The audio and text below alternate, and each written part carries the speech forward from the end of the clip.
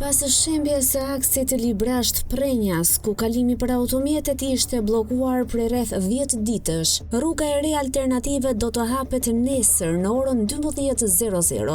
Autoriteti rrugor shqiptar përmes një njoftimi raportoi se kalimi do të jetë për të gjitha mjetet, makina të vogla, mjetet transportit të qytetarëve dhe kamionat. Segmenti 1.3 km do të ndërtohet për krah e Kurudhës në shtratin e Lumit Shkumbin, ndërkohë në zonën e quajtur Ara Gurës, ku lëvizjet e terrenit kanë shkaktuar bllokimin e aksit Librasht Prenjas. ARSH ka nisur punën me intensitet për stabilizimin e zonës dhe rikthimin e normalitetit në qarkullim. Shembja ndodhur në aksin kombëtar të rrugës Librasht Prenjas në afërsi të fshatit Dragos Tunj pritet të marrë një kohë të gjatë, në rastin më të mirë disa muaj punë, nëse ndiqen procedurat dhe standardet në fuqi.